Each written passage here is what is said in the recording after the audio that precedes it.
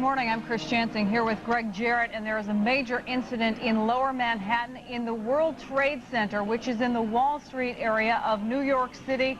You are looking at live pictures. Apparently, a plane has crashed into one of the upper floors of the World Trade Center. Now, according to eyewitnesses, it appeared that the plane, and we don't know exactly what that plane is, was having some difficulty. It was being described by witnesses as listing back and forth from wingtip to wingtip, and it is difficult to tell from this perspective, but we are being told that the plane may be embedded in that upper floor of the World Trade Center. It is just right now that we are beginning to get some details in these first pictures from the World Trade Center. Of course, the Twin Towers there, and you can see near the top floors the damage to the building and the smoke billowing from it. By the way, this is not the first time that a plane has crashed into a building in Manhattan. If I recall correctly, it was sometime during World War II that a military plane crashed into the Empire State Building, killing several people there. But this has just happened a short time ago. The World Trade Center in Manhattan, the southern tip of Manhattan, a plane has crashed into one of the two structures there and appears to be embedded therein. And remember, it is shortly before 9 o'clock East Coast time, so we suspect there would have been a great many people in the building and presumably on those top floors as well. The building's history is full of oddities, you might say, and marvelous accomplishments. But we do want to mention that World War II, and here it is, 1945, an Army Air Corps B-25 twin-engine bomber crashed into the 79th floor of the Empire State Building, and so it has now happened again some 55 years later, this time in the World Trade Center, the two tallest buildings, the Twin Towers, in the southern tip of Manhattan. The World Trade Center, of course, a major area of business in Lower Manhattan. They are known as the Twin Towers, and this would have been a time of the morning when huge numbers of people are going to work. This is obviously largely an office building. One of the eyewitnesses said this is not a private plane, that according to at least one eyewitness who saw the plane having some difficulty, it appeared to him to be a large passenger plane. In any case, a plane has gone into the upper floors of the World Trade Center in Lower Manhattan. This is the Wall Street area of New York City. Well, one can only imagine what has happened there, both inside the building, to the people who came to work this Tuesday morning before 9 o'clock, and a lot of people do. And not only that, but it is very crowded below on the streets in between and around the Twin Towers of the World Trade Center. Surely debris came showering down on the people below as well. We do not have any reports of injuries or deaths as yet. That should be coming to us very, very shortly. But it is a scene. It's impossible to believe, however, just taking a look at the scene and knowing the time of day and having been down to the World Trade Center, not only would there be a tremendous number of people who worked in the World Trade Center who were already in their offices, but there are many... Let's go to WNBC. They have an eyewitness. Let's listen in. Which caught all of our attention. We looked up. It was making a beeline for the World Trade Center. It was very low, extremely low. Not a big plane like an airliner, but not a tiny propeller plane either. A small jet plane. We can now see flames coming from the building. It appeared to you that the airplane was directly aimed at the World Trade Center? It did appear that way to many of us that were here on the ground, yes. Okay. And when it hit, there was the big boom, a big cloud of smoke, some flames, and then mostly smoke. It just started flaming now. Have you witnessed any people coming out of the building? Have they been able to tell you anything at this point? No, I'm all the way up on 14th Street, so I can't see the building down below.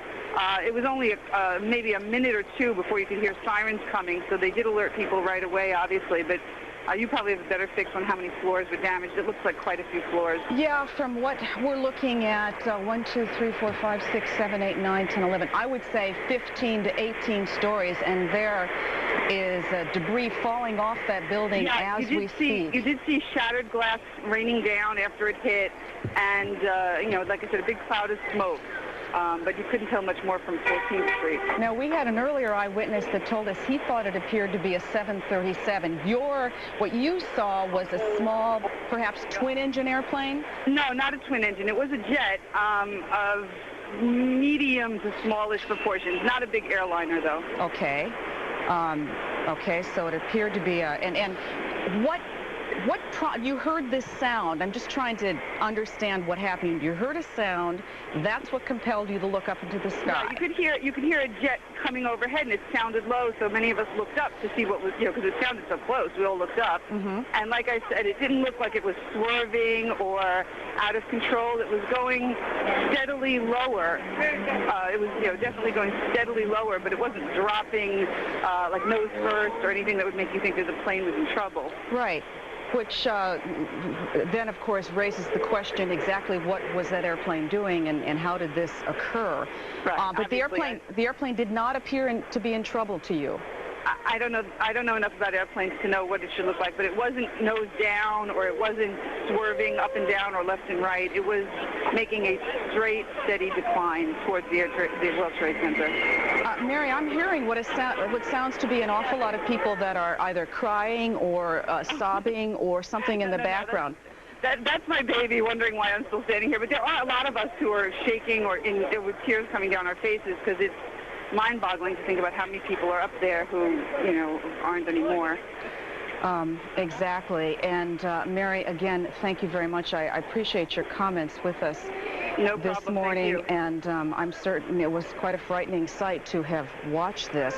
Let me reiterate what we think. We have been listening to WNBC interview an eyewitness, and this is a horrible tragedy that has struck in the early morning rush hour period of time. People just coming to work at the World Trade Center. A plane has crashed into the upper floors of one of the Twin Towers. This is a major area of commerce in Lower Manhattan in the Wall Street area. The World Trade Center complex includes 10.5 million square feet of office space, 300,000 square feet of retail space. It would have been very active already at this time of the morning. It is now just 9 o'clock on the East Coast. There are 239 elevators, 71 escalators at the complex. This gives you an idea of the enormity of it. More than 40,000 people work there. There are more than 400 firms at the World Trade Center from more than 25 different countries. And on any given day, more than 100,000 business and leisure visitors come to the World Trade Center.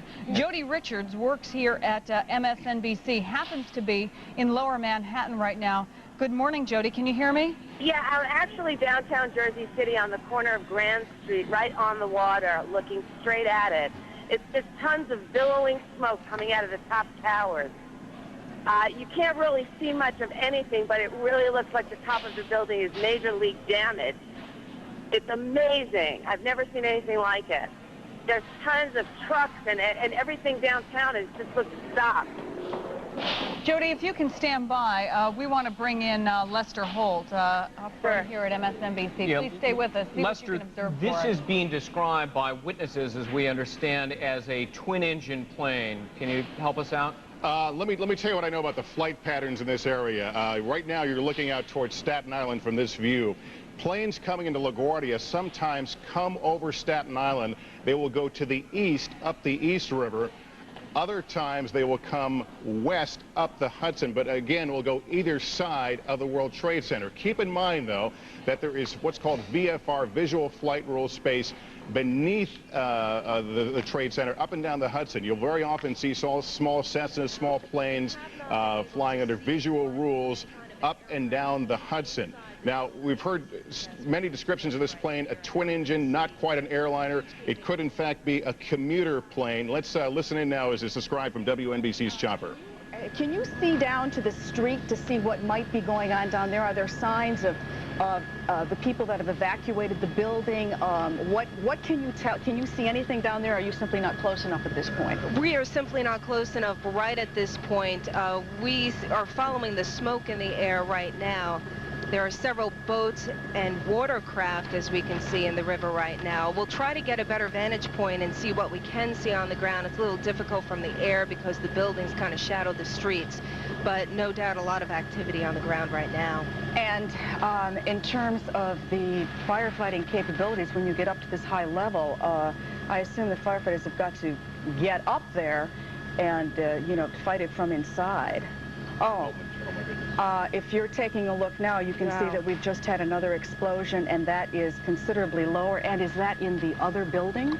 Is that what I'm witnessing? That apparently does look like it is in the other building at this point. And that looks to be lower, which means there, you know, obviously there are considerable numbers of stories above that explosion that we just saw. Perhaps we can get another look from one of our sky cams that can take a different angle. Yes, you can tell that it now appears that both buildings are suffering some kind of damage this morning. My colleague Glenn Walker has just joined me here in the studio, and Glenn, I don't know if you've received any other information, but perhaps you can again go over what we do know at this point, which is pretty much visual and what eyewitnesses have told us. Well, I would hate to speculate, but that looks like a completely separate incident right there. I mean, this building has been the subject of terrorist attacks in the past, and I certainly wouldn't want to speculate at this time, but that is a separate explosion. Yes, it is. In the other building. Now, we have tried to get a hold of the Port Authority, which manages the building. We haven't been able to get an answer. We did call MTA, and the MTA says the subway service, as of right now, is continuing, so that's not a problem, because it's obviously very below, but I imagine that will change very quickly after what we just witnessed. That was a dramatic explosion. Again, it was in the separate tower than the one to where the plane just crashed into about a half hour ago. Yes, and again, there was no sign of any airplane close to that explosion. No. All right, we are going to re-rack the tape and show you what happened just moments ago, and that was an explosion in the second of the Twin Towers. And we're going to watch it for ourselves. Injuries, fatalities, what you can see is... Yes. It appeared as though a second plane coming from behind crashed into the second of the World Trade Center towers. A first plane happened about 15 minutes ago, struck one of the towers in the upper floors. A horrible tragedy. And now, just moments ago, another plane has struck the Twin Towers. Of course, the target of previous terrorist attacks. That possibility leaps to the mind. Again, we are seeing the second Twin Tower, the upper levels, an enormous explosion. It appeared to us as we watched the videotape twice now that a second plane had crashed into the Twin Towers. This World Trade Center complex, as it is known, they are twin, known as Lego-type block towers. They are 110 stories. They rise 1,377 feet into the air. They are one of the defining characteristics of the New York City skyline, seen from anywhere. And there you see the second plane in the second tower going through, and there is the explosion into the World Trade Center of New York City. This obviously, if it is some sort of terrorist attack, would not be the first. February 26th, 1993 was the day that the World Trade Center was bombed. A violent explosion ripping through the parking garage on that day, and the sub-basement levels of the World Trade Center. Immediately it killed 6 people, and it caused extensive damage, and several basement levels resulted in a massive fire that quickly distributed thick black smoke in the upper levels of the complex's buildings. Greg, let me interrupt you. This came from the State Department on Friday. The State Department has released a worldwide caution. Let me read it to you. Now, I'm reading this to you cold. I have not seen it before. It was just handed to me. Over the last several months, the U.S. government has learned that U.S. citizens and interests abroad may be at increased risk of a terrorist action from extremist groups. We will continue to watch this part of the story. Let's listen into the coverage on WNBC. No. Do you see people that are injured? What can you... No, I can't. I'm on the 28th floor. Okay. Yeah, so it's minute to my vision. I really can't see too much. All right. Thank you very much, Arlene, and please get out of that building and seek Thank you. safety. I'm leaving right now. Thank you very much. Okay, yeah, be safe. We have another witness, Janice Huff, on the telephone. I'm not sure if it's our Janice Huff, but she apparently was a witness to the second explosion. You saw this? Where are you? No. Listen, I'm watching TV right now. Yes. Yeah. And, you know, I can see the pictures that we have of the building, the first building, the one with the tower on the top. And as I'm watching it and you're talking, I see a plane flying behind the other tower. And I see it getting closer and closer to the building, and I'm thinking, is that a plane? And it was. And all of a sudden, I see this explosion in the other tower. So there was another plane. So there was another plane with a second explosion. Well, from what I am looking at on television, from the angle that I was looking. Here's a replay right here, I believe. When I was watching this. And so we have been watching WNBC News' coverage. They saw the same thing we did. A second plane coming in from behind and striking directly the second of the Twin Towers. Here it is, and the explosion in a moment. One would assume that these are twin attacks on the World Trade Center by two separate planes, and immediately one would begin thinking about a terrorist attack. Yeah, one doesn't want to speculate too much, but again, on Friday, the State Department released a worldwide caution about extremist groups, and it said American citizens may be the target of a terrorist threat from extremist groups with links to Osama bin Laden. In the past, such individuals have not distinguished between official and civilian targets. As always, we are taking this information seriously. U.S. government facilities worldwide remain at a heightened state of alert. Now, you'll remember that when the World Trade Center explosion happened back in 1993, this was linked to Osama bin Laden's terrorist network. The World Trade Center has 7 high-rise buildings, a shopping mall, several levels of underground parking, and if this was a terrorist attack, it was timed at a moment on the East Coast shortly before 9 o'clock, where there would have been a great many people inside these two buildings. There you see the second attack, the plane coming in, exploding in the second tower. There would have been a great many people inside these two towers who no doubt lost their lives, not to mention the debris raining down on people below. A very busy area, the southern part of Manhattan during rush hour. We do not have any reports of injuries or deaths, but surely that will be coming to us very shortly. Lester? Lester? All right, what I want to do is take a look at that airplane in slow motion. It looks like a jet aircraft. There it is, frozen. Clearly a low-wing airplane. Looks to be a swept wing, which indicates a jet, and it looks like a sizable jet, perhaps an airliner or a commuter jet. Can we roll it just a little bit here? Okay, freeze it right there if you can. Clearly that is a swept-wing jet, which means a passenger-sized jet of some kind, which leads to all kinds of questions. Now, airplanes, airliners, are on radar. They have transponders that allow the controllers to not only see where the airplane is, the altitude, its flight number. A plane that would be flying in controlled airspace that would not be responding to controllers would be a source of concern, but frankly, there's nothing they can do about it. They could violate the pilot, they could fine him, all those sorts of things, but a determined pilot willing to do something, there is nothing they can do about it. Can we zoom in on the airplane now, digitally? Let's see if we can get a little closer look. But this clearly looks like, and I'm just from this angle, a 737, perhaps an A319 size airplane that looks very much like either a 737 or an A320, a plane that would carry over 100 passengers. Now, from the direction it's coming, we know Newark Airport is just about 10 miles from the west of this. LaGuardia is another 10 or 12 miles to the east, but this plane is coming east across the Hudson River as it makes this approach. That is clearly, from the indications I'm looking at, is a small jet, small airliner-sized jet. Looks to me either an A320 or a 737 size airplane. Unable to, of course, make out any markings, an airline or that, but again, there is nothing controllers could do if a maverick pilot decided to leave his flight plan, decided to leave his course, and make a suicide plunge like we have witnessed here. We don't know. Witnesses who saw the initial hit of the airplane said it was also a twin-engine airplane. Some discrepancies as to the size. Some believe it was a small commuter-sized plane.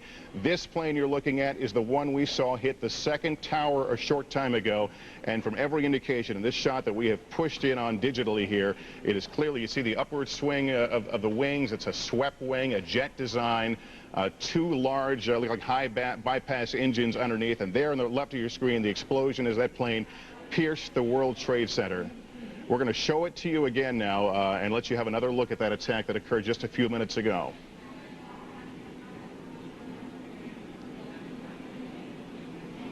This is the frozen picture as a plane at this point is now coming, judging from the angle we saw from over the West Side Highway over the Hudson River from New Jersey. There it is. And that was a plane moving quickly, and it appeared to be on a course. It didn't appear to be a plane out of control, but one that was aiming towards the World Trade Center, and there is the huge plume of smoke. You've got to know that air traffic controllers right now are scratching their heads trying to figure out where this plane came from, if it was one that they were controlling and suddenly went maverick on them, one that came in from somewhere beneath their radar. As I mentioned earlier, there is what's called VFR traffic up and down the Hudson River. These are usually smaller planes who are just looking out for other airplanes, not under positive control, but the big jets are always under control. Greg? Yeah, Lester, we are now just getting word from the Associated Press, an urgent wire, that the FBI is now investigating a hijacking. Also, this from an employee of United Airlines. He says he is hearing from the United Command Center that an American Airlines plane, a 757 Airbus, was hijacked and crashed purposely into the Trade Center. A second plane was then flown into the second tower, which we have been looking at on video replay. There you see the ISO, and now the explosion, the second tower, and that happened just minutes ago. I want to repeat again. The FBI, according to the Associated Press, is investigating a hijacking. We now are getting information from an employee of United that he is hearing the command center at United is investigating an American Airlines plane, a 757 Airbus, hijacked and crashed into the Trade Center. Chris? The White House tells us, by the way, that President George W. Bush is aware of the disaster in New York City. We have not gotten any reaction yet from him or further details. But let's head over to Lester now for more information. Lester? Greg, I just wanted to clear up. You said 757 Airbus. That would be two different types. The Boeing makes the 757. Airbus makes the A320, A319. Very similar looking airplanes, both twin engine, both consistent with that picture we saw there a moment ago. United Airlines operates both the 757 and the A319, A320 jets. It is impossible from that angle to say, but clearly that is a twin engine jet consistent with a commercial airliner, the type that United Airlines operates. But again, 757 is Boeing. Airbus makes the 319 and 20. Lester, let me ask you this question because I'm just getting messaged from one of our employees here at MSNBC whose husband, and we hope to get him on the phone, saw this. He said it looked to him like it was a 737. Are those things that could be easily It's so difficult from the angle. The 737, there's many models. It's a little shorter than the 757, but from the angle we're looking at, it's virtually impossible to tell. My guess is what we saw there was an A320. That's just my guess. But Chris, the bottom line, if that was talking about a major commercial commercial airplane, any one of those could hold a minimum of 120, 130 passengers. The 757 can hold in some configurations as many as 160 airplanes. This is a tragedy any way you spell it. Yes, and it is unclear from the information we're getting from the employee of United whether or not the hijacking occurred with passengers on board or whether the plane was simply hijacked with pilots or maybe it was empty when it was hijacked. Unclear, but the command center at United indicating through an employee that they're suspecting a hijacked American Airlines plane, and again, we don't know what kind it is, but Lester, you've been eyeballing it, crashed purposefully into the Trade Center. And we know that American Airlines operates a new operator of 737-800 aircraft, one of the newer versions, and again, that's consistent with the angle we saw there of the same type of airplane. Again, this is, I don't know what flight pattern they were using today, but up and down the Hudson is a frequent flight path for planes coming to LaGuardia Airport. All right, let's take a look again, because first we saw there was an explosion in the first tower of the Twin Towers. This is the second one you can learn. Are we waiting for Mick to get hooked up?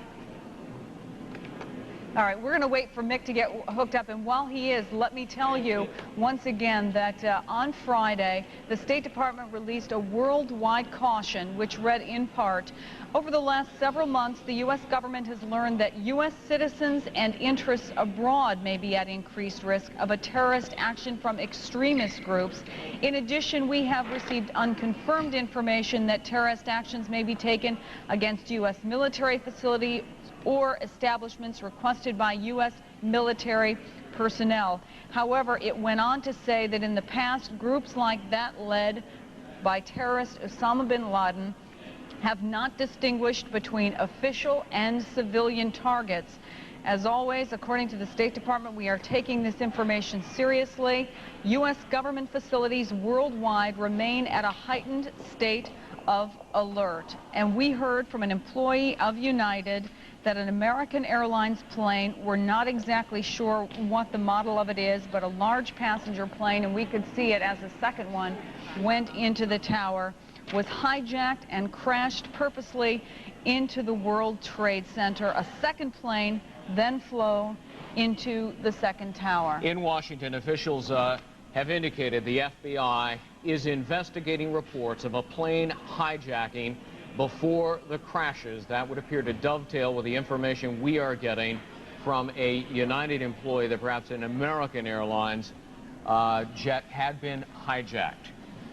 No immediate reports of injuries or fatalities in the twin disasters. It happened before 9 a.m., but surely there are.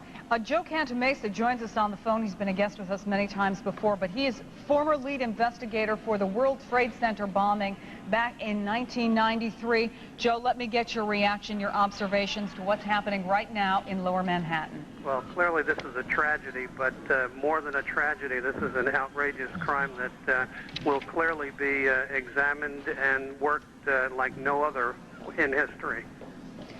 What is your first impression? Should we put anything into this worldwide caution that was released by the State Department on Friday that named Osama bin Laden? Well, I think absolutely. I mean, this is such a high-level attack at this point.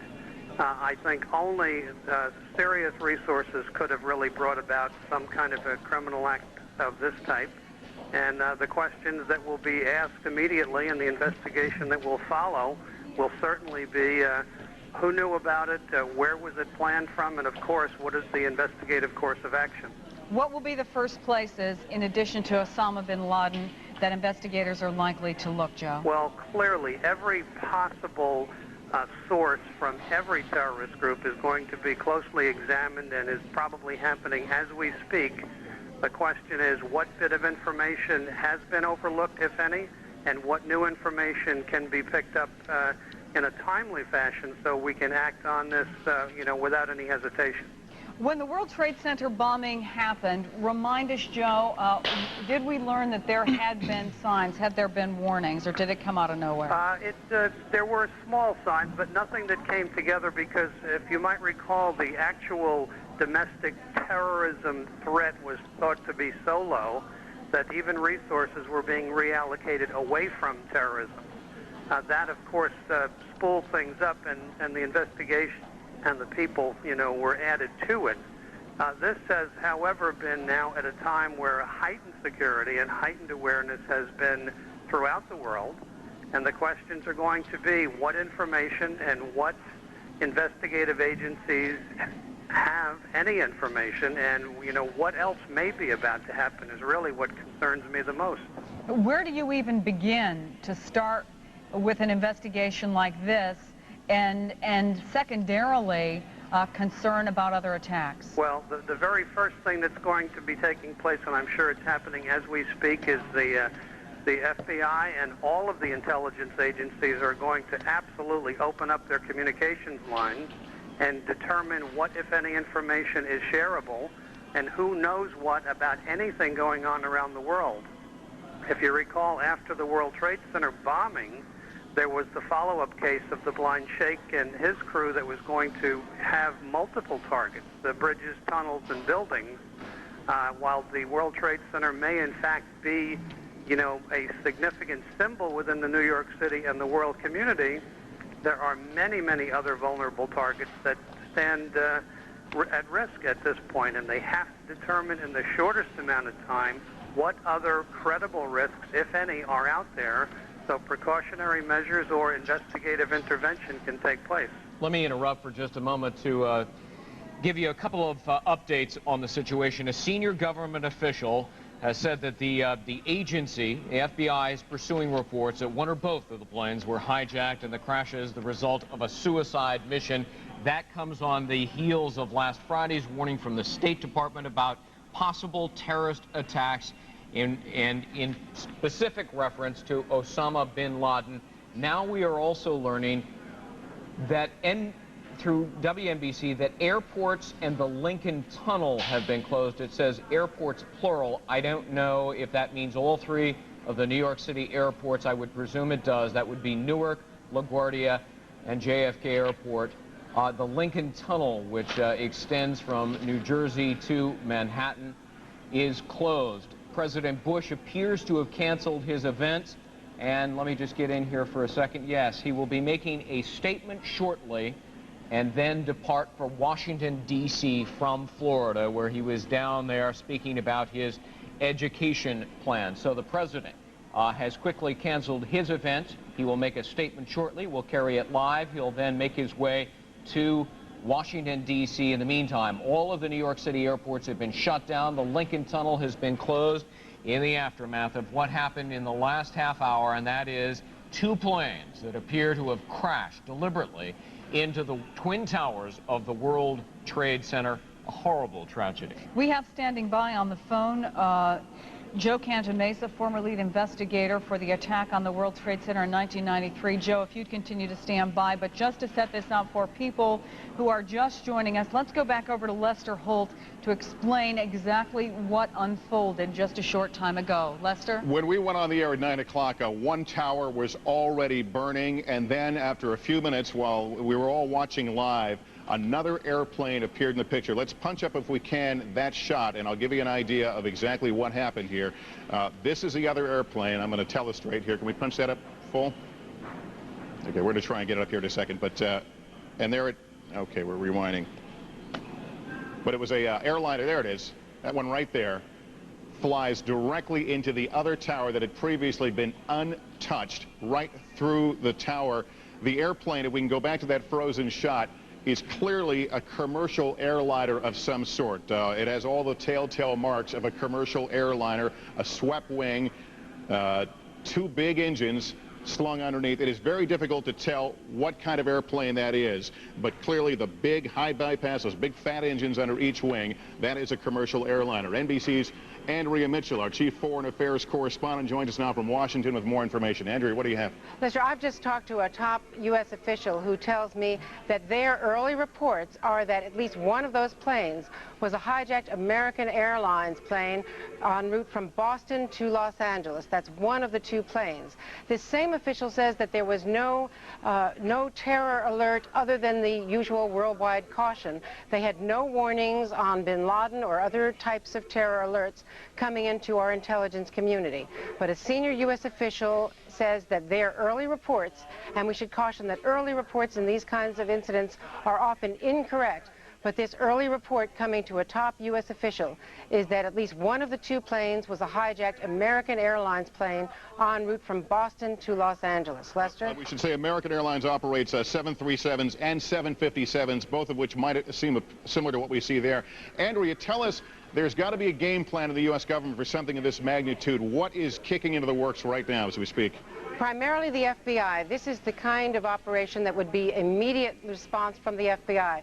Now, you know, after the World Trade Center bombing some years ago, that New York created, to some criticism in fact, but Mayor Giuliani created an emergency response center and spent a great deal of money. There is an emergency center in New York City. There have been drills. Now, many cities in the country, including New York, have not passed all of their drills, but there have been emergency response teams recently reorganized within the past year to try to centralize the emergency response mechanism so that it is not as diffuse. There were so many different agencies that would respond to the possibility of bioterror, to any kind of chemical alert. So what they discovered is that the big effort by the Clinton administration to respond to these kinds of things was not up to snuff according to preliminary reviews by the new administration, and they were trying to streamline that approach. In fact, one of the top officials in charge of anti-terror responses domestically was moved sort of sidelined, and a new team within the NSC was being created. And one of the things we should point out is that America is virtually defenseless to a maverick or a hijacked airplane. We still have primarily Air National Guard units, air defense units based on the coasts of the United States to look for intruders, drug intruders, bombers, other airplanes that may try to penetrate U.S. airspace, but they are not geared up to deal with a threat that may come from within U.S. airspace, which may be the case here. And even if they were aware of it, if these planes were in fact carrying passengers, as that report would indicate, they would be defenseless to do anything about it. We have looked at this shot over and over again, and this plane appears to be under complete control and aimed directly at the Trade Center. Let's put up that shot again now, if we can give you a better idea of the airplane that we saw. This was the second attack, and here it is, clearly guiding directly. Clearly guiding directly into that tower. These are planes that have two cockpit members usually, the captain and the first officer. The cockpits are locked. We all know about metal detectors and all that sort of thing, but if someone poses a threat, you know, presents a weapon, threatens a weapon, who knows what could happen on an airplane here. And the question is, you look at this and you wonder who could possibly fly an airplane directly into a building, even a cockpit member under some sort of duress. You wonder how difficult it would be to aim a plane directly, and there it is. And I want to point out what we were seeing here that made it clear to us that this was a airliner. There's two engines there. See the engine slung beneath the wings? That is a typical layout of a commercial jetliner, and there the wings sweep back there. I've kind of messed up the picture. President Bush is speaking. Let's listen. Education. I do want to thank the folks here at Booker Elementary School for their hospitality. Today we've had a national tragedy. Two airplanes have crashed into the World Trade Center in an apparent terrorist attack on our country. I have spoken to the Vice President, to the Governor of New York, to the Director of the FBI, and have ordered that the full resources of the federal government go to help the victims and their families, and to conduct a full-scale investigation to hunt down and to find those folks who committed this act. Terrorism against our nation will not stand. And now, if you join me in a moment of silence.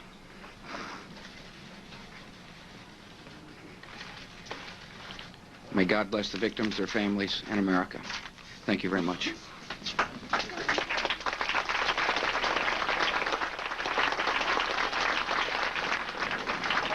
And the indication we are getting is that the President will get on a plane and head immediately to Washington, D.C., his events canceled. In case you're just now joining us, planes crashed into the upper floors of both World Trade Center towers minutes apart just a short time ago. A horrific scene of explosions and fires that have left gaping holes in the 110-story buildings. Joe Cantamesa is the former lead investigator for the attack on the World Trade Center back in 1993, and now we are hearing confirmation, Joe. It's coming, I'm sure, as no surprise to you, from President George W. Bush that this is an apparent terrorist attack. Well, as he points out, it is. I think right now everyone's a little subdued. They want to get their resources into full swing right now. Again, as I mentioned earlier, to identify any other immediate and potential threats. I think probably the best news that I heard is they have actually locked down part of the city, closed the tunnels, and suspended traffic. I mean, what happens, you know, in the time that immediately follows this terrible tragedy is going to be pretty critical to the investigation and how things unfold. Are there any number of organizations out there with the scope, Joe, to pull off this type of attack? If it was a single incident, I would say there probably are half a dozen that might have the resources or the drive to accomplish an act of this type. To see multiples closely coordinated, I think that probably limits us to one or two highly probable sources of that information, and I don't think there's going to be any surprise as this investigation unfolds. And obviously one of those would be the terrorist network of Osama bin Laden. What can you tell us about it? Well, clearly he is the most aggressive, best funded, and probably best organized of all of the groups around the globe. And his interest, focus, and rhetoric has clearly, you know, supported this particular type of an act. And I would say that that is more likely than not where we're going to wind up investigatively. And for our viewers who are unfamiliar with Osama bin Laden, he is one of the CIA's most wanted men, a hero for many young people in the Arab world, but he has been indicted for the deaths of more than 200 people. He's been called the most serious threat to U.S. national security. He appears as though he is always poised to strike again. Immensely wealthy man. And a very private man. He has been granted a safe haven by Afghanistan's ruling Taliban movement. And during his time in hiding, he has called for a holy war against the United States and specifically for the killing of Americans and Jews. He is reported to be able to rally anywhere in the neighborhood of 3,000 fighters for his terrorist cause. He is suspected of helping set up an Islamic training center. In fact, several of them, to prepare soldiers to fight in all parts of the world, in particular against the United States. Joe, what can you add to that description of Osama bin Laden? I think that's a pretty clear and very accurate. While he is, again, organized, he's been very good at being elusive. He has great protection, and money can buy a lot of protections. However, I think we're going to see some unprecedented resources put forth now to determine if, in fact, he is responsible and whatever else may be on the agenda. And where are the other countries, what other governments are likely to be able to provide us the most significant help if it turns out that this may have been a terrorist act by Osama bin Laden? There are several, and I really wouldn't care to get over the details that I might be familiar with for fear that I might violate something that I would not care to. There are, just suffice it to say that the Western world has been all working actively to identify and locate him, as well as identify the components of his organization. He is very elusive, moving from mud huts and tent cities and caves at least 3 times a week, taking other precautions. The U.S. tried at one point in time with satellite surveillance to launch an attack on one of his camps, hoping he was there. It turned out he was not. Joining us now on the telephone is Mary Schiavo, who is the former Inspector General of the FAA and NTSB, excuse me, and an MSNBC analyst, aviation analyst.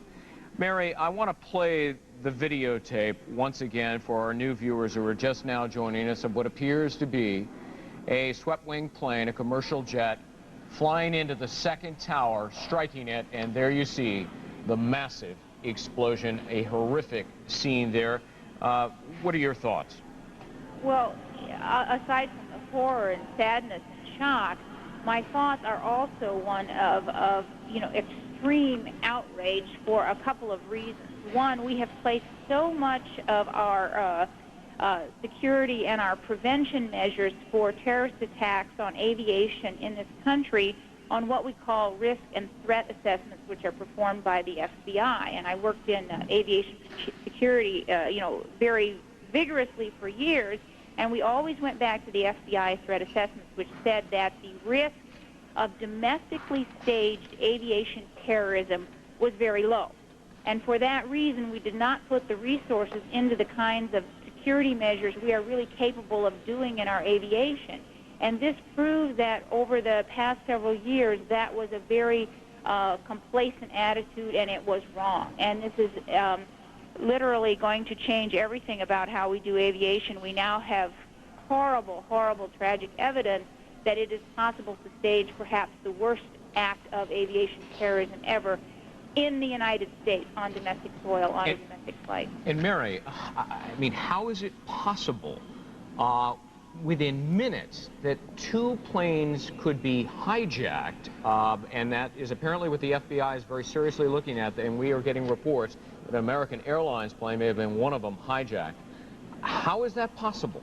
It's possible because we place a lot of our security on these risk assessments, and the risk assessments have said it's not possible to do it in this country. So what we do is we tolerate pretty much rather open coming and going at our airports and with our aviation on the trust that we don't think it will happen here. And that has been a terrible shortcoming, which many people have criticized for the past several years. And the way it happens is we allow it to happen, quite frankly.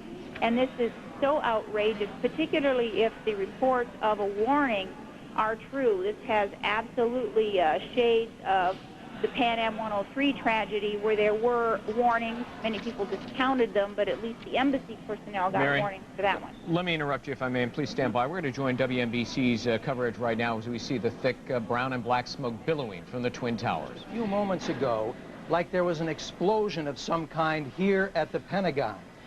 We're on the E-ring of the Pentagon. We have a window that faces out toward the Potomac, toward the Kennedy Center. We haven't been able to see or hear anything after the initial blast. I just stepped out in the hallway. Security guards were herding people out of the building, and I saw just a moment ago as I looked outside, a number of construction workers who have been working here have taken flight. They're running as far away from the building as they can right now. I hear no sirens going off in the building. I see no smoke, but the building shook for just a couple of seconds. The windows rattled, and security personnel are doing what they can momentarily to clear this part of the building. Again, I have no idea whether it was part of the construction work, whether it was an accident, or what is going on. We're going to try to find those details and get them to you as soon as possible. But interestingly enough, one intelligence official here in the building said when he saw what appeared to be the coordinated attack on the World Trade Center, his advice was to stay away from the outside of the building today, just in case. Now again, nobody has any indications of exactly what happened, but it appears that there has been some kind of, it felt like a small blast of some kind. Again, the windows shook, the building shook, the windows rattled, and people, if I'm looking out the window now, and the construction workers are still keeping a good, the construction workers are still keeping a distance. That's all I can see, and I see no other extracurricular security activity right outside. But to get more information, I'm going to have to break away and walk down the hallway and see what it is exactly that happened here just a few moments ago. Mick, see what you can find out. Please be careful and let us know what's going on. What appears to have been a twin terrorist attack on the World Trade Center, two planes minutes apart, deliberately crashing into the upper floors of the World Trade Center on the southern tip of Manhattan. The New York Stock Exchange is closed. All airports in New York are closed. The Lincoln Tunnel is closed. The Situation Room is now the focus of attention in the nation's capital. The president on his way back from Florida to Washington. Condoleezza Rice, National Security Advisor, and other top officials now heading to the Situation Room at the White House. Chris? President George W. Bush was in Sarasota, Florida. He was reading to children in a classroom when he was whispered into his ear by his chief of staff, Andrew Card, about what had happened at the World Trade Center. A short time later, he appeared on national television calling this an apparent terrorist attack.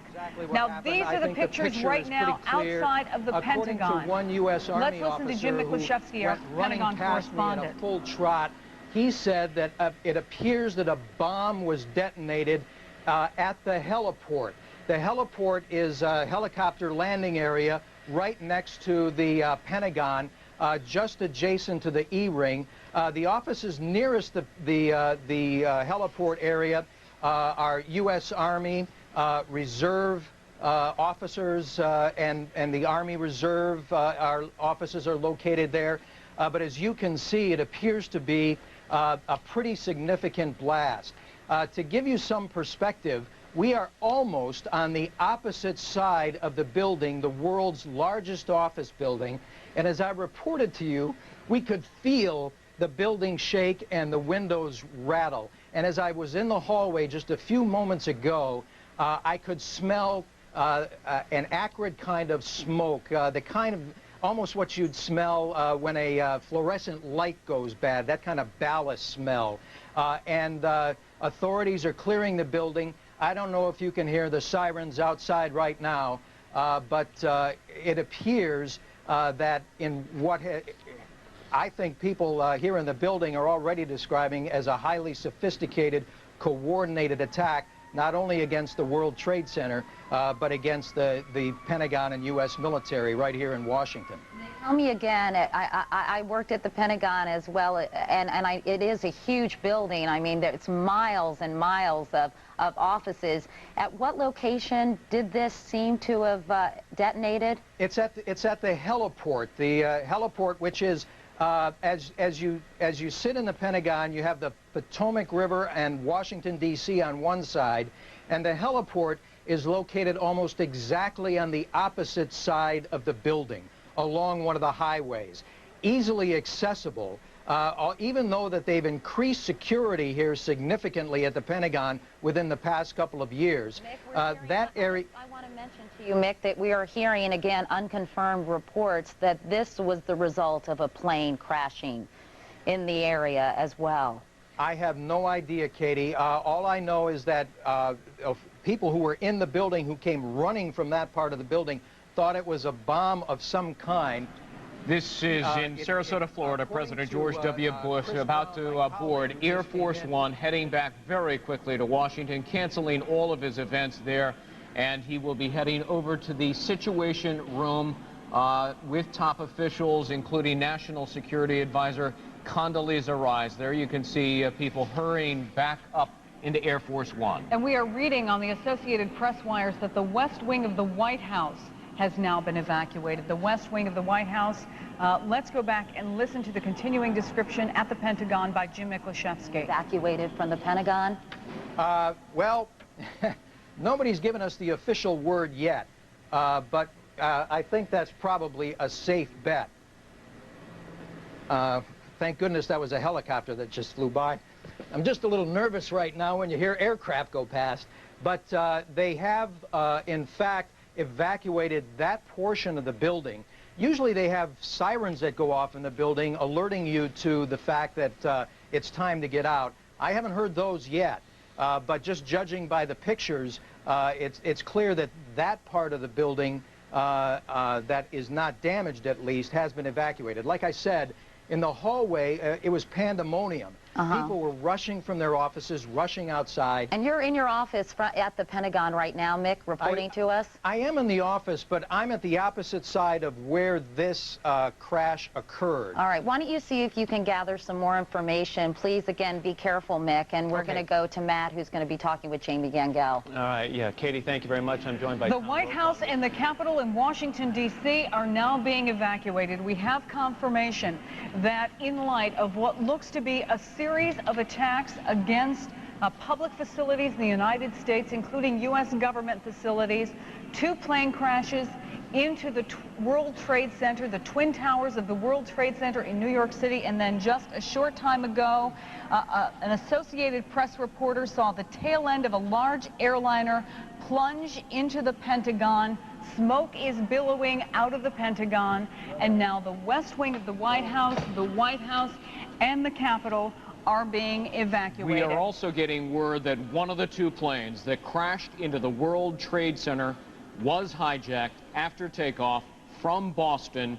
This according to a U.S. official, and he cited as evidence of that a transmission from the hijacked plane, one of the 2 planes that crashed into the World Trade Center shortly before rush hour, or during rush hour this morning, shortly before 9 o'clock on the southern tip of Manhattan, the World Trade Center, which, as you see there on the right-hand side of your screen, still continues to burn, thick black smoke billowing up above.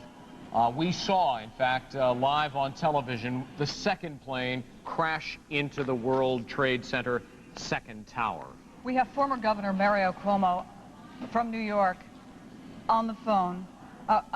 If you could hold on for 1 second, Governor, we are just getting word from the FAA that all planes across the United States have been grounded. The Federal Aviation Administration is grounding all planes across the United States in the wake of terrorist attacks, apparent terrorist attacks, and continuing terrorist threats. In addition, the White House and the Capitol in Washington, D.C. have been evacuated. And you can see the picture now, the World Trade Center, the Twin Towers in Lower Manhattan, both apparently the subject of terrorist attacks. Separate planes flying in to those towers less than an hour ago, and a 3rd plane flying into the Pentagon just minutes ago. That you can also see to the left of your screen, smoke billowing. Again, former Governor Mario Cuomo of New York is on the phone with us. Governor, thank you so much for being with us. Let me just get your reaction at this point.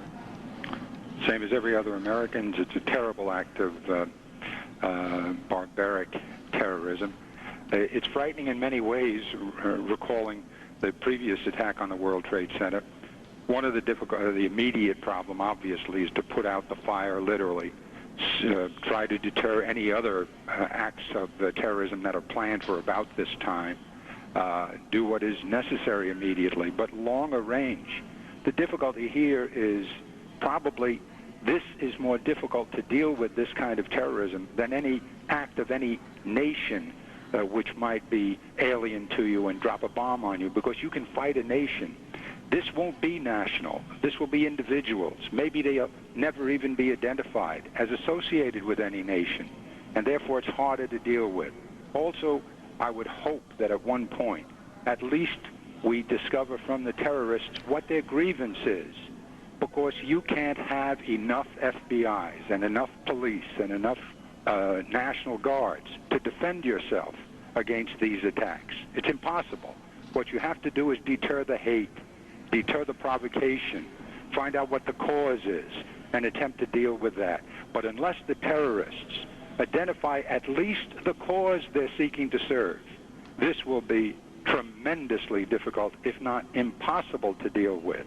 Unless we know why they're doing it, we will not be able to prevent it. We are just hearing, Governor, that the Pentagon, in addition, has been evacuated, so we add that to the list of evacuations, the White House and the Capitol building. See, the dimensions are already enormous, and they may grow worse, but the problem will not change. The problem is these are terrorists driven by hate and perhaps even a speculation, a religious ardor that says they can save their souls by doing this. You cannot protect yourself perfectly against them. And so we must ascertain what the cause is. What is it that's driving them to do it? And can the cause be dealt with? Probably this will be a greater challenge to our intelligence and our ability to be diplomatic and intelligent about negotiation than it is a challenge to our strength as a military power. The FAA is telling us that the planes that are already in the air will continue to their destinations, but all other planes in aerospace above the United States have been grounded. Governor Cuomo, I understand that your successor, George Pataki, is in New York City right now. There are a number of state offices, aren't there, Governor, in the Twin Towers? My office, and I think the governor moved his office out of the World Trade Center, Governor Pataki, but my office was there, and I think there are still some other offices there, but not as many as there were when I was governor. Air Force One is now leaving Sarasota, Florida, on its way back to Washington, D.C., but let me just read directly the bulletin from Associated Press. The White House was evacuated today after the Secret Service received credible threat of a terrorist act against the presidential mansion and residence. It has been evacuated. The Pentagon struck, apparently according to one eyewitness, a reporter, by a plane. A large plane is now burning. It has been evacuated. 2 planes deliberately struck, it appears, the World Trade Center, which still burns at this hour. New York City has essentially been shut down. The Lincoln Tunnel is closed. All New York airports are closed. And now, of course, all plane flight in the United States has been stopped. Those in the air will continue to their destinations. We continue on the phone with former New York Governor Mario Cuomo, who was governor at the time of the previous attack on the World Trade Center, the bombing back in 1993. If you can hold on for just 1 second, we want to listen in, Governor, to Jim Miklaszewski, who is reporting from the area of the Pentagon. The Pentagon, again, has been evacuated. The second floor buckled upward, and then the 3rd floor above him actually collapsed downward.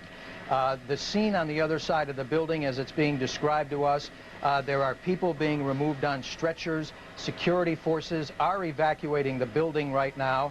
And according to the officials here at the Pentagon, they still don't know exactly what it was, but as you reported, Katie, eyewitnesses reported that, in fact, it was a plane that crashed into the Pentagon. And, Mick, any idea, I wasn't quite sure if you said this, about the number of people who might have been hurt or worse in this? No idea at all, Katie. As you know, having worked here on any given day, this is a small city, 25 to 30,000 people may be working here at any one time. That portion of the Pentagon, by the way, had just been remodeled and just reopened. If the crash had occurred just a few months ago, that section of the Pentagon would have been virtually empty. But at this time of day, early morning or mid-morning, the Pentagon's very busy. It's impossible to say how many casualties there may be. But there have been a large number of people cited being removed on stretchers. And again, as one survivor said, the floor just buckled up under him and the roof caved in on him. All right, Mick, thank you very much. We want to move a couple of miles away from you right now to the White House, where Bob Kerr is standing by. And Bob, we understand that building has now been evacuated. Let me just read, while we're listening to Jim Miklaszewski, another eyewitness, Paul Begala, Democratic consultant, was near the Pentagon, and he said this, is to quote, it was a huge fireball, a huge orange fireball at the Pentagon. Another witness told him a helicopter had exploded, but the best information we're getting is from an Associated reporter who said, quote, I saw the tail of a large airliner. It plowed right into the Pentagon. There is billowing black smoke. And, of course, there you see it on the television screen. Meantime, the Twin Towers of the World Trade Center continue to burn at this hour.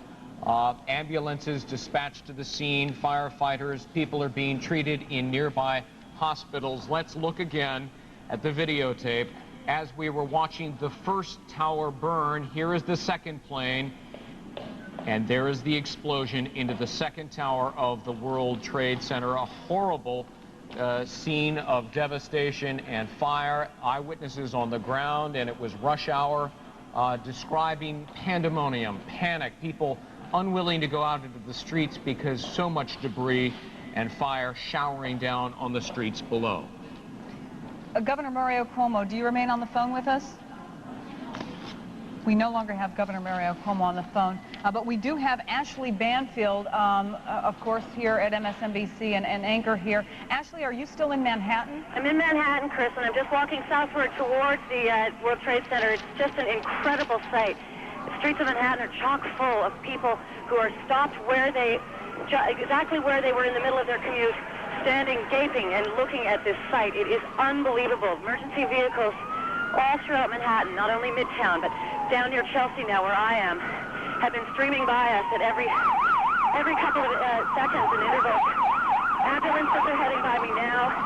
A lot of the vehicles are also unmarked, looking like FBI vehicles heading towards the World Trade Center as well. Not only that, but we stopped by one of the hospitals, St. Vincent, which has been cordoned off. I can only guess possibly waiting for victims to be brought northward up 7th Avenue. The traffic has also all been stopped, heading south down 7th Avenue. I haven't had a chance to see any of the other north-south thoroughfares, but I'm assuming that they are also tracked. We were down in the subway trying to at least take the subway to get downtown to the Wall Street area and World Trade Center area.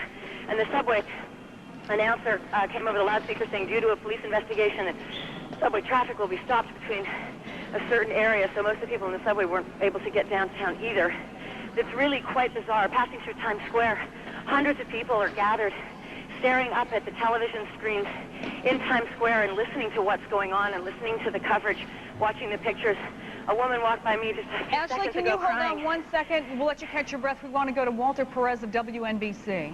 First, Marna Ringel. And Marna, you work across the street. Tell me exactly what you saw on the street, and as you looked up, what you saw, because you said you saw the second one. Am I correct? No, I didn't see the second one. I actually was coming out of the building, and there was maybe about 30 or 40 people at the bottom of One World Financial covered in blood. I did not expect that at all, and I work for Lehman in One right here, and a gentleman that I work with was on the telephone. He said, "What was that?" I said, he thought it was thunder. I looked over, screamed, "It's a bomb," because I saw a piece of the building flow down, and I think I scared my entire floor because I can scream pretty loud, and it was pretty bad. Now, you mentioned that you saw people on the road outside of the building. Explain that scene. I saw there's maybe about 30 or 40 people covered with bandages and blood. It looks like a lot of them were either on the floor of one of the exchanges. There's actually, oh my God! Oh my God! Oh my God! We're not sure exactly what happened, but there was another explosion on the far side of one of the buildings from where we're standing. The reverberation and another explosion on the right-hand side. Another building has gone up on the right-hand side of the road. People are now running down the street. We're not sure if that was another explosion or if that was advanced debris. Joining me also is Jim Plant. Jim, you're also a witness of what happened. Tell me exactly what you saw from your vantage point across the street. I was just across Liberty and West here, and I saw the second plane hit the Tower 2. Looked like a 737. It hit a glancing blow. It didn't hit direct. I don't know where the rest of the plane went, but it went in, fireball came out, and it hit lower than the first plane, which hit the upper floors. Jim, thank you very much. At this point, as you can tell, it does appear that there has been a third explosion in the area of the World Trade Center. There was first one plane that hit one of the Twin Towers, a second plane, each about 1 hour ago, and now a third explosion. Ashley Banfield is in Manhattan. Ashley, did you see or hear anything just moments ago? Oh my God, Chris, this is incredible. I'm looking right at it. What are you seeing, Ashley? Well, I saw the explosion for one. Could you feel it? Everybody, I can smell it. Everyone around screamed at the time that it happened. It's just unbelievable. I can't see that it's another building. It looks almost in the same position as the second bomb or the second explosion. But it's unbelievable. What's the scene around you? What are people doing? Most people, as I said earlier, are absolutely aghast. I mean, are they running? No one's running. No, I'm not close enough at this point to be seeing that. I wouldn't be showered with debris from my position here. I'm too far north of it, but I have a bird's eye view of what's happening. And this is what the route that I'm on is the emergency route right now. So all of the emergency vehicles are streaming past us. But as I was looking up, I saw the entire explosion. It looked exactly like the first two. Unbelievable. And everyone who watched it around me screamed. It was just a chorus of "Oh my God" from everyone standing around. I'm walking, so what I'm hearing are a lot of people whose cars are parked who've got their radios tuned to local news stations and trying to catch up on just exactly what's happening. But now I'm seeing people running. But I don't think it has any, no, I really don't think that they're running from the area. We're too far away to be in, in the direct line of any debris. But we certainly had the most perfect vantage point for that explosion. It was unbelievable. And the smoke now is so thick. It's just incredible. And we can see from our picture here, Ashley, and our picture, well, we've gotten it back, but there is a huge cloud of smoke virtually enveloping the downtown area of Manhattan. That is the Wall Street area. It is in the Battery Park City, lower Manhattan. A series now of 3 explosions, 2 planes. First, one flew into one tower of the Twin Towers, then a second some minutes later, and just moments ago, a 3rd explosion in the area of the World Trade Center. In addition, let's bring you up to date. There was an explosion at one of the Twin Towers has collapsed. That was the explosion. It apparently was not a 3rd independent explosion. It was not a bomb. It was not a plane. But there has been a collapse of one of the towers of the World Trade Center. You are talking about a 110-story building. On any given day, as many as 100,000 people can be there in their offices or visiting the World Trade Center. It is one of the most visible sites on the skyline of New York City. It is a main center of commerce, and there has apparently been a collapse of one of the 2 towers of the World Trade Center. This may be one of the worst tragedies ever to strike this country. One of the World Trade Centers, having been struck by a plane in an apparent terrorist attack, has now collapsed. You are talking about a 1,377-foot skyscraper, 110 stories high. And judging by the debris and smoke that you are seeing there, it is now abundantly clear that the reports we are getting may well be true, that one of the Twin Towers has collapsed. The other one continues to burn. The Pentagon also struck, apparently by a terrorist attack, another airplane that hit it. There's a series of evacuations we should report about. The White House has been evacuated. The Capitol building has been evacuated. The Pentagon has been evacuated.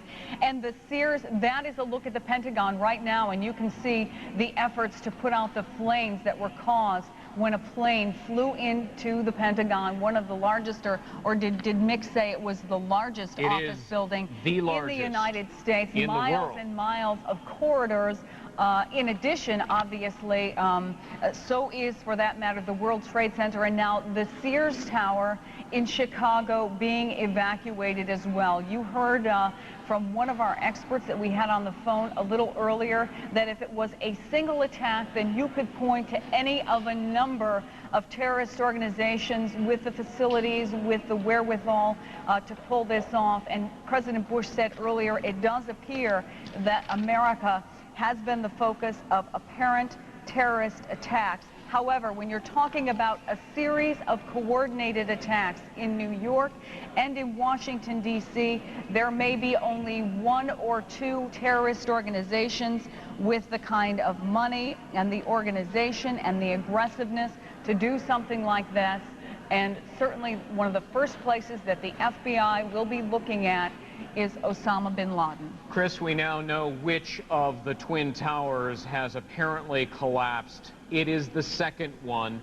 A portion of the second tower that was hit by a terrorist hijacked airplane has collapsed onto the street below. A huge plume of smoke is obscuring the Twin Towers, which is why we couldn't tell which one of the buildings, but it is the, if you recall the videotape, and perhaps we can play it again, of the second plane crashing into the second tower, which we watched live on television. It is that tower, apparently, according to the best information we are now getting, that has crashed and collapsed onto the streets below. It is 110 stories high, 1,377. We are now going to play the collapse of that building.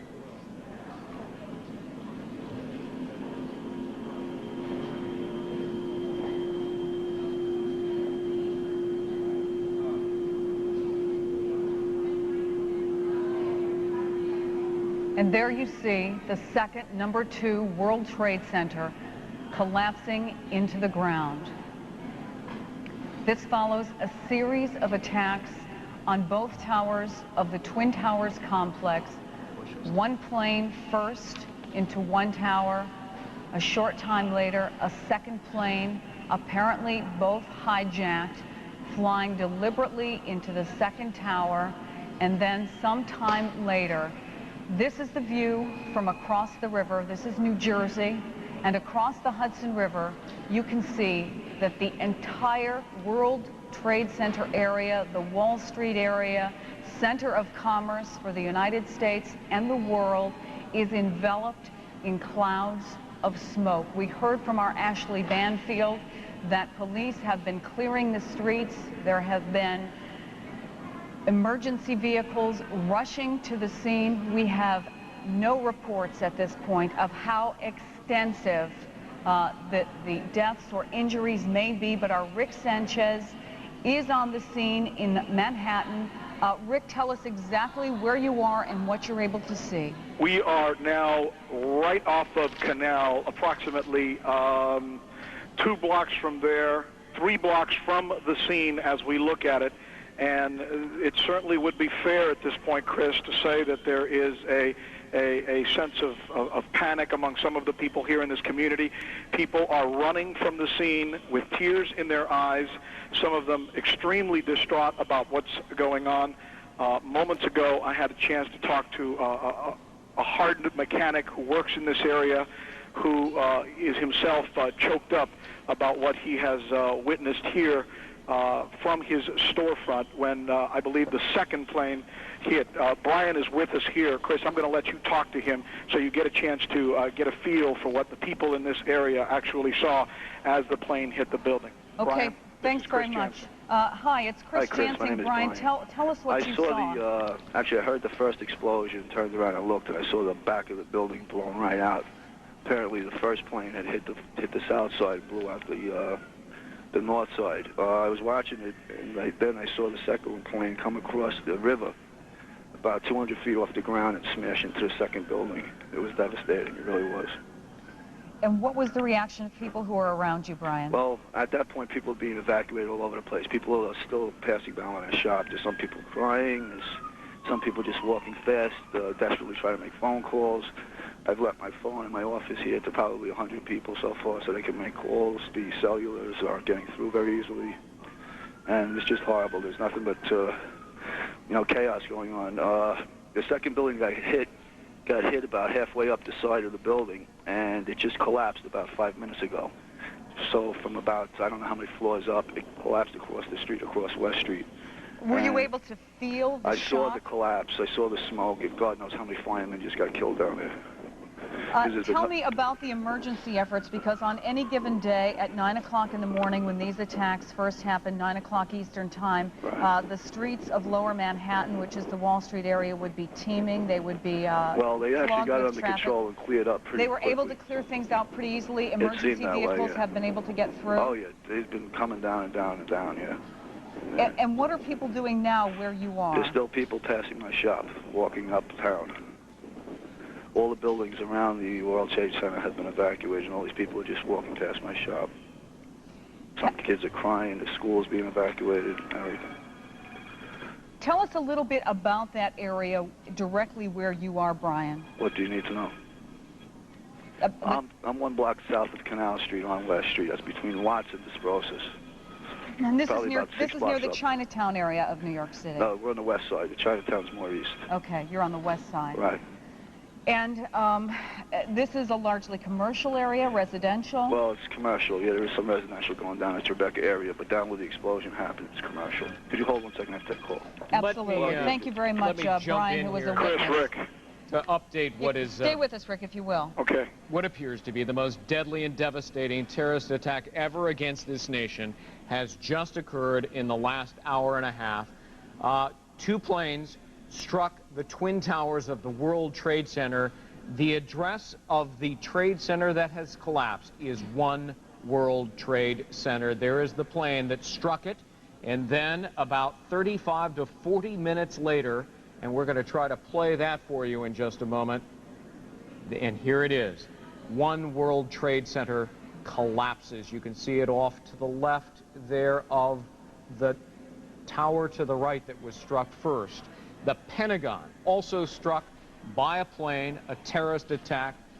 It has been evacuated. The White House has been evacuated after the Secret Service received a credible threat of a terrorist attack against the presidential mansion and the residence. The President of the United States alerted to what happened immediately, got on a plane, and is on his way back aboard Air Force One to Washington, D.C. And the Pentagon has been evacuated. All flights in the United States have been stopped. Those planes that are in the air are to go to their destinations. No planes are allowed to take off, and to New York City is essentially shut down. We want to go back over to Lester Holt, who has been following the aviation aspects of this for us. Lester, what can you tell us? First of all, I'm just getting word from NBC's Joe Johns on Capitol Hill reporting, and I'm going to emphasize the word possible, a possible explosion on one side of the Capitol. Tell me again the side he's reporting, Chris? Tell me what side of the Capitol is he saying? Joe Johns reporting a possible explosion on the west side of the Capitol, unconfirmed. While we try to confirm that, we have confirmed one of the airplanes involved in the Trade Center explosions. American Airlines confirming. Okay, we're also hearing there are military jets now patrolling the D.C. area, presumably interceptors. American Airlines is confirming that its Flight 11 from Boston Logan to Los Angeles was involved in one of the World Trade Center explosions. That flight was scheduled to leave Boston at 7:45 a.m., would have arrived in Los Angeles at 11 o'clock local time in L.A. Flight 11 is scheduled to be a Boeing 767. That is a twin-aisled, wide-body airplane capable of holding as many as 250 people. Again, American Airlines confirming that one of its planes from Logan to LAX, Flight 11, was involved in one of the explosions we saw at the World Trade Center. We don't know if it's the one we have on video, the one where you actually see the plane flying into the World Trade Center, but that's our first confirmation of a particular flight. Also, there was word U.S. officials with access to intelligence say it appears it was a third plane that hit the Pentagon. Now, I'm not clear if they're talking about the two at the World Trade Center than a third, but in fact, they are now saying it was an airplane that struck the Pentagon, as you see in this picture here. We're still waiting. Any word from Joe Johns? Okay, we're still waiting for more confirmation from Joe Johns about a report of an explosion on the west side of the U.S. Capitol. Now, the fact that they have shut down airports worldwide, if you are a fan of techno-thrillers, you have read this story, no doubt, many times before, but this is reality. This is not a techno-thriller. This is America apparently under attack as we look at this live picture of smoke billowing out of what is left, what was the Twin Towers of lower Manhattan, New York City. At the same time, the Pentagon being evacuated. We can punch up a live picture. You can see people near the bottom of your screen there above the breaking news banner. You can see people continuing to billow out of that area, people leaving the area of the apparent attack. NBC's Rick Sanchez is in lower Manhattan covering the Trade Center attacks. Rick, what do you have? Well, the very latest, Lester, is a scene that's being described by some of the police officers who are scurrying about trying to get some sense of control in this area. They are saying that people have now started to jump out of the buildings, some of them in the areas, of course, where there is heavy smoke and fire, that they have had no way of getting to them, and that they have witnessed people jumping from the buildings, a story that's also been told to us by some of the people in this area just off of Canal Street. We're about 4 or 5 blocks away from the scene, and what you have is a steady flow of people, some of them running, some of them jogging, others walking briskly away from the World Trade Center, many of them with tears in their eyes, many telling stories, and some just downright distraught and screaming as they just try and get as far away from the scene as they possibly can. The closer you get to the scene, the more you see what can only be described as carnage by many of those even hardened investigators, hardened police officers that we have had a chance to talk to.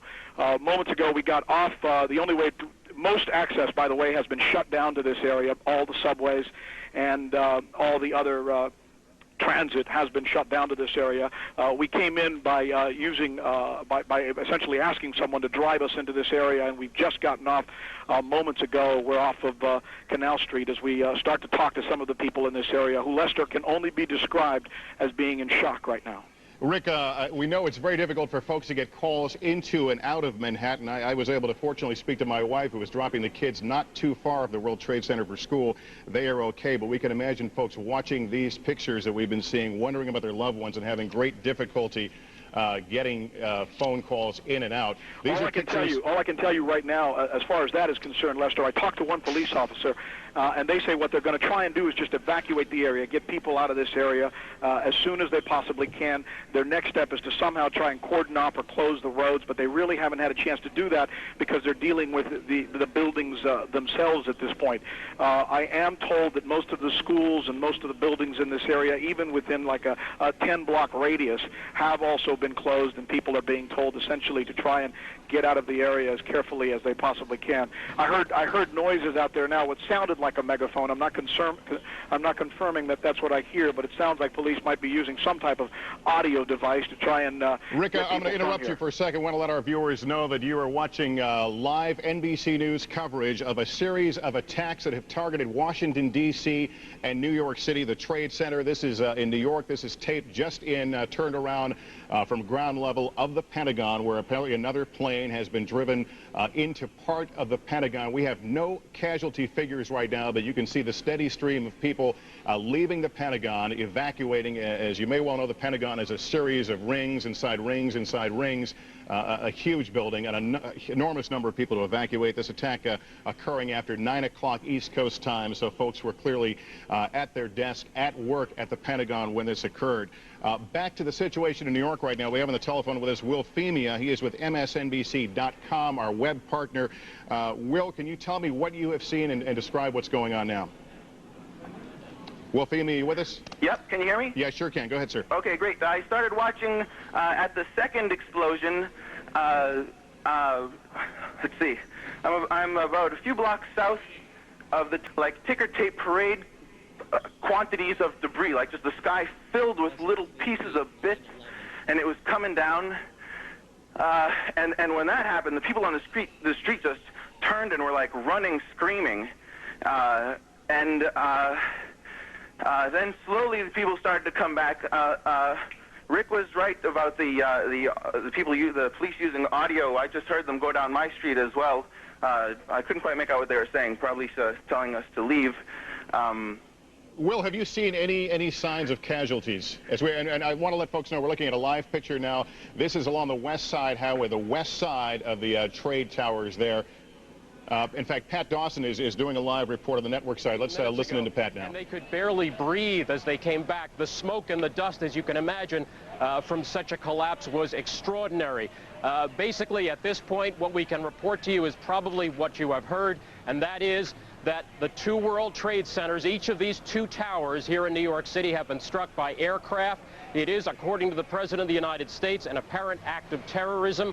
Right down here, we cannot tell you much more in terms of specific information other than to say that there are probably at this stage, I would say, hundreds, perhaps in the thousands of emergency workers who in the last hour and a half have managed to work their way down here to lower Manhattan and basically try to get into this fray.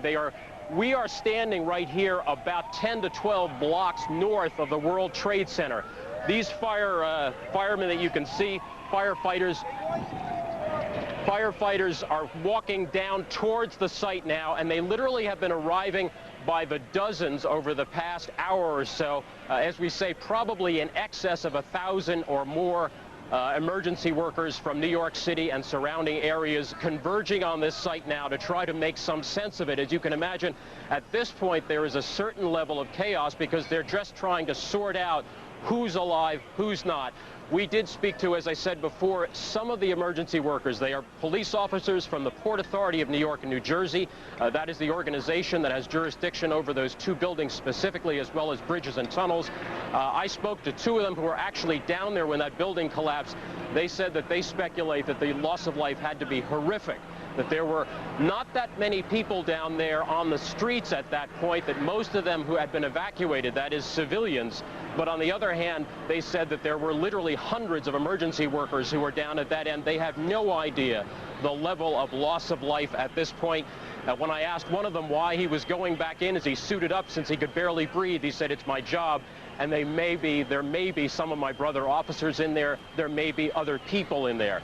So those officers going in here, as you can see, all kinds of fire workers going in there, literally in the thousands now converging on this site. We cannot give you much of an organizational sense beyond telling you probably what you already know, which is that 2 separate aircraft have struck the 2 towers of the World Trade Center. If memory serves, I think each of those towers stands 110 stories. Some of the dust, as you can probably see now, is blowing in our faces. It just really depends on which way the wind blows as to whether or not we're enveloped in some of the dust and the smoke. As you can see from these pictures, the amount of dust from the fire that's still burning, flames and ash, is extraordinary at this point. And at least a few emergency workers have said that they really aren't so sure that other tower won't stay up now. They really didn't think the first one was capable of coming down, but it did. And so they're basically saying, keep back as far as you can. On the other hand, facing that danger, as we have been telling you, many, many hundreds of these workers are heading over those lines down towards that burning building to try to rescue those people who are in there, be they emergency workers, be they civilians. The original crash took place just about 8:45 by my reckoning. I don't know the exact time, but about 8:45. And when that took place, obviously at that hour the building would not be packed with people, but it's still late enough in the morning that there would be enough people on those floors that the loss of life and certainly the injuries would likely be extraordinary. What you are looking at now is a close-up of the enormous hole in the side of that building. That is exactly what happens when a plane hits the side of the World Trade Center. The only time that we really have any kind of comparative experience as to how to do this, rather how to compare it to, I suppose, is in 1945, a B-25, an Army B-25, just at the end of World War II, crashed into the Empire State Building, and that caused, obviously, a great deal of damage, but it happened at night, so the loss of life was not that bad. That's Pat Dawson reporting from outside the World Trade Center. You see the live picture, smoke continuing to billow from the upper floors. We have just received word that all inbound international flights to the United States are being diverted to Canada. The government will not allow them to land here in the U.S. They are being diverted to Canada. As we've been reporting, all airports in the U.S. have shut down departures. We were watching on our Flight Explorer. I don't know if we can put it on the air right now. This is a system in which we can actually look at the number of airplanes in the air. Normally, this would be dotted with little blue airplane figures. Look at how few we're looking. It looks like only 3 over the immediate New York City metropolitan area. Just a handful. Airplanes in the air are being allowed to land at their destinations, and then that is it. Now, keep in mind, the planes you're looking at here are only those that are participating in the FAA radar system, airliners. This does not include anybody in a small Cessna or a small plane who might be flying what's called VFR traffic, where they're just flying below the commercial traffic. But again, these represent commercial airplanes or airplanes that are participating in the FAA system, just a handful in the skies over the Northeast right now. Greg, Chris? Watching continuing NBC News coverage on MSNBC of a series of apparent terrorist attacks on the United States. First, 2 planes crashing into the upper floors of both World Trade Center towers in Lower Manhattan just minutes apart this morning. And again, what President Bush said was an apparent terrorist attack. Sometime later, Twin Tower number 1, World Trade Center number 1, as it is known, collapsed. Within the hour, an aircraft crashed into a helicopter landing pad near the Pentagon, and the West Wing of the White House was evacuated, among other places. The Pentagon has been evacuated, the White House, the Capitol, the Sears Tower in Chicago, and you see the billowing smoke that continues to come out of the Twin Towers of the World Trade Center in Lower Manhattan. Joining us on the phone, Dr. Angelo Caprio. He is at St. Mary's Hospital in Hoboken, New Jersey, which is across the river from Manhattan. And doctor, as I understand it, Well, let's go to WNBC coverage first. State Department officials and the White House officials and the NSC have all been evacuated as well, although Condi Rice was earlier in the Situation Room, and CIA Director George Tenet has been holding meetings in his office in Langley, Virginia. And as we reported earlier, key FBI team members from their rescue efforts and anti-terror coordinating team were stranded in Monterey, California, where they were on a secret military exercise against exactly this kind of event. Andrew, let me interrupt for a second. Can you tell us any more about reports we're getting that a car bomb has exploded? And so you heard NBC's Andrea Mitchell expanding the number of evacuations in Washington, D.C., the NSC and the State Department as well. As I told you, we have Dr. Angelo Caprio on the phone from St. Mary's Hospital in Hoboken, New Jersey. Doctor, I know it's extremely busy. What can you tell us about any casualties you're receiving there? We're receiving some minor burns now. We have 3 emergency rooms in our hospital system, one here at St. Mary's, one at St. Francis, and one at Christ Hospital in Jersey City, and we're open and functioning to receive any casualties that we may get. You are directly across the river from Midtown Manhattan. Have you ever in your experience gotten any of these types of casualties from New York? What kind of emergency plan is in place that would include New Jersey hospitals? I don't know what kind of emergency plan they have in place. We have our external disaster plan in place. We sent triage teams to the Path Station Hoboken Terminal. And as I said, we have our 3 emergency rooms open and running. Dr. Angelo Caprio, thank you very much. You're quite welcome. From around the New York City metropolitan region, help is pouring in after the attack on the Twin Towers.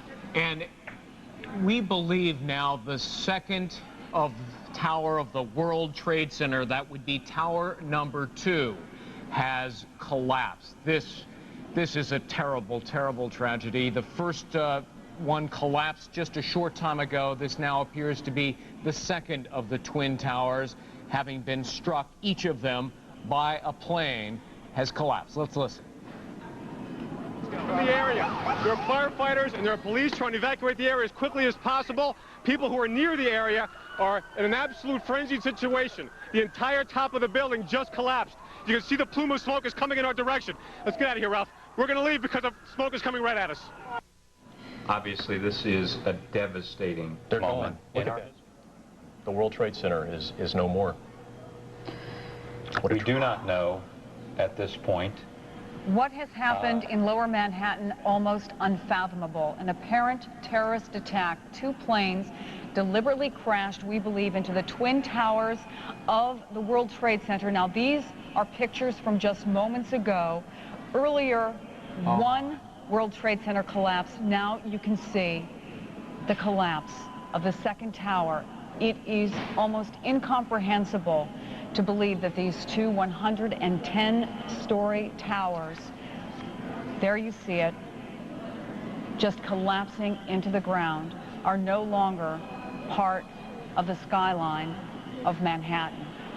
And there were huge numbers of emergency workers who were rushing to the scene to deal with the injured in that area from the first 2 initial explosions and then, of course, the collapse of the first of the World Trade Center towers. Now with the second collapse, here again is the tape just moments ago, the collapse of the World Trade Center tower number 2. These are 110 stories high, roughly 1,377-foot skyscrapers, 2 of the defining characteristics of the Manhattan skyline. They are no more, and one can scarcely comprehend the loss of life of all of the people who perhaps were not lucky enough to scramble out of these buildings when they were first attacked by hijacked planes shortly before 9 o'clock this morning in an apparent terrorist attack against America. And there you see the second tower coming down. The Twin Towers are gone now. And too, we should tell you, there is the Pentagon. The Pentagon was also struck by what we believe to be a hijacked plane. It has been evacuated. The White House has been evacuated. The nation's Capitol building has been evacuated. Congressional leaders have reportedly been taken to a secure location. Here again is the #2 tower of the World Trade Center come crashing down to the ground in a horrific scene of destruction wrought by a terrorist attack on America. Before that tower collapsed, an eyewitness said it had become so desperate that he saw people literally jumping out the windows of that tower to their death.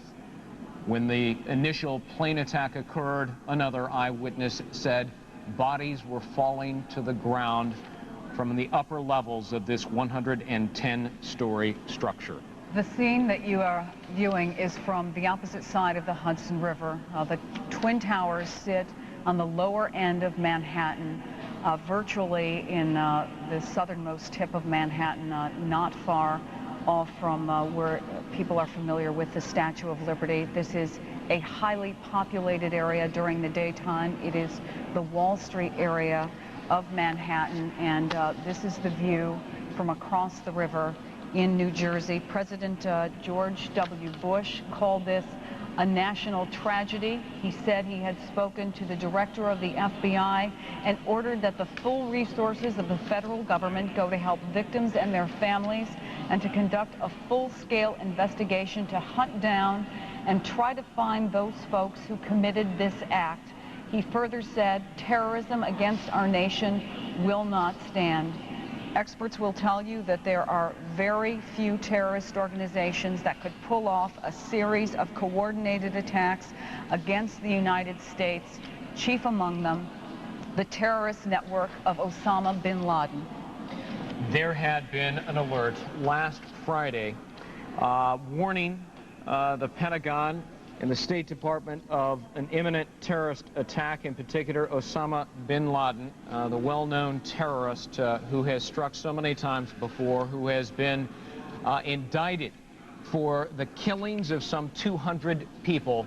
And as we watch the World Trade Center yet again, the second tower, come tumbling down in a scene of unbelievable destruction, one can only imagine the number of people who just now, as we're watching it moments ago, lost their lives.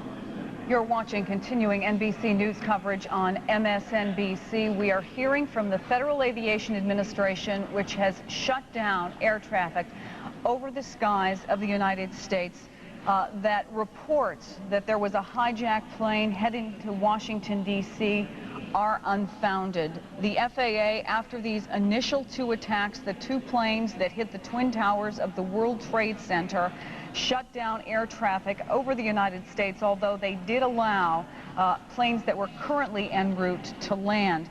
John Zito is an MSNBC producer. He lives in Lower Manhattan. He's on the phone with us now. John, where are you and what can you see?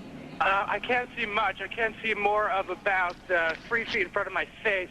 All the debris and soot from the second tower is just showering down.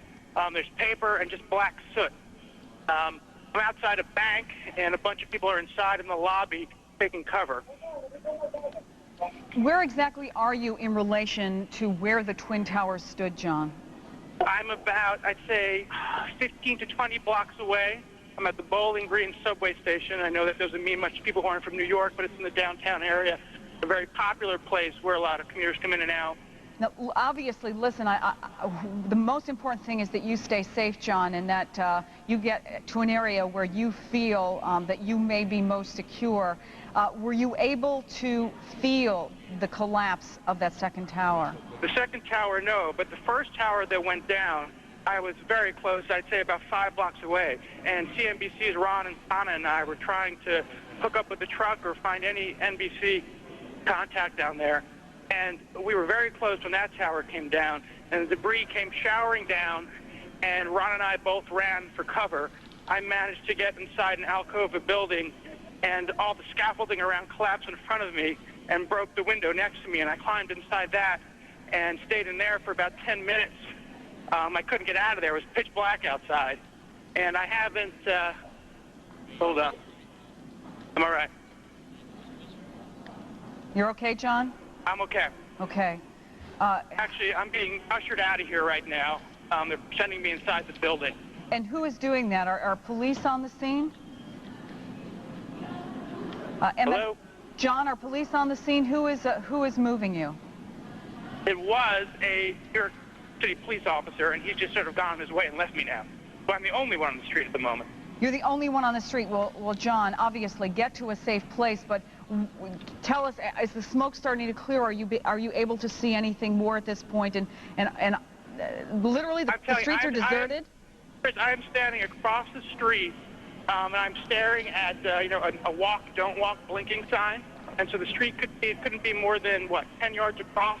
I can barely make out the blinking don't walk stuff. John, hold on right there. Thank you. Let's go to NBC's Pat Dawson, who is downtown. Let's listen. Who were trying to run past us. In fact, our cameraman even put one of the captains in his car and drove him down to a command post.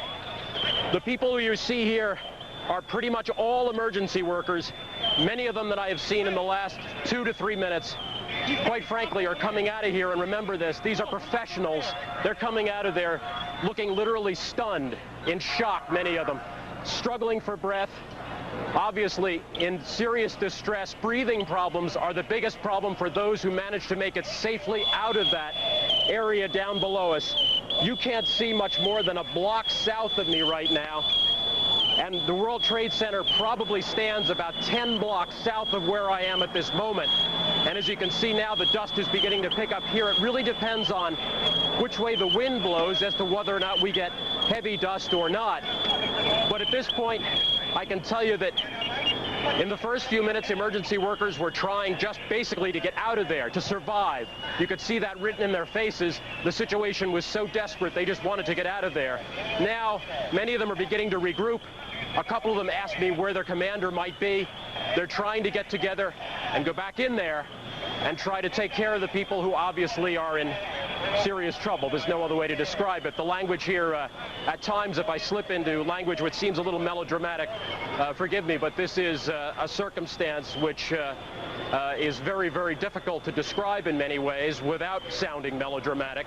Certainly in more than 20 years of covering horrific events, this is something that I've never seen before. As we say, the emergency workers now beginning to try to gather themselves. Over there you can see a police emergency service unit. They're trying basically now to reestablish some kind of a safe perimeter. And many of the emergency workers basically just happy to be alive. Certainly that picture tells it all. Many of them just happy to be alive at this point, having survived what is an extraordinary event, the collapse of 2 towers. As we said earlier in our report, 110 stories each. I will tell you that what I saw fall had to be at least 40, 50 stories of that building at first. The skeleton was left at about, I would say, the 50 or 60th floor after the shell, after the structure of the building fell down. The skeleton, the steel skeleton, was literally sheaved off, and it took probably about another 30 seconds before the skeleton collapsed into the street. That was the last. Let's break away from Pat Dawson, if we can, for a moment. Lester Holt here at MSNBC World Headquarters. From the Associated Press, Dateline Pittsburgh, large plane crashes in western Pennsylvania. They're citing officials at the Somerset County Airport who confirm it. Again, AP reporting and citing the Somerset County Airport. A large plane crashes in western Pennsylvania. That is all we have. This comes quite a time after the FAA put essentially a ground stop. All airplanes in the air were allowed to continue to their destinations, but every commercial airport in the country right now is closed. But again, the news just gets worse and worse. A large plane crashing in western Pennsylvania. NBC's Ashley Banfield is in Lower Manhattan, the scene of the chaos that you're watching unfold live. Ashley, what have you learned? What can you see? I don't know how to describe this. I don't know what to tell you first. But when that building came down, we were a couple of blocks. You all right? And I'm fine, thank you. Are you okay? The glass is coming in. An incredible cloud of debris and smoke completely engulfed us. We couldn't breathe. We broke down the door to a building just to get out from the cloud. We couldn't breathe. Thank you. No, we couldn't breathe. We couldn't see. It was pitch black. Just going into a corner restaurant that's allowing us. And it was as though, I swear I've never seen anything like it. I've never seen anything like this. This whole place looks like a war zone. There's debris everywhere. It's hard to breathe. And when that cloud came at us, I could feel it, the force of it. And it was as though, an instinct took over. We just had to breathe. And Ashley, we're gonna let you collect yourself. Right. Obviously, the priority to anyone who was watching in the New York City area, stay safe. Ashley, get to safety. We will talk to you in a bit. We want to get to Pat Dawson again, who is on the west side of the Trade Center, who was covering the scene from there. At least a dozen emergency workers this morning, police and fire. The loss of life, in the words of one, has to be terrible. There's just simply no way around it. And that, obviously, if we start just with the people who are on those two planes. The other thing which we have seen this morning, which we rarely if ever see here on the island of Manhattan, that is we have been circled several times by Air Force jets. We assume they are Air Force, going overhead at, I would say, probably about 10 to 12,000 feet. Obviously, at this point, New York's airspace is closed, and I think it's being pointed out to me now that, is that what you see, another plane there? No. Okay. I'm sorry? You can see the towers. You can see the towers now from where you're standing. Yeah, actually, that's the building just in front. I don't know if in the television picture you can see through it, and I'm not sure that building that we can see there is actually the World Trade Center or the building that is just a block north of it. But that's just now we are getting our first view, probably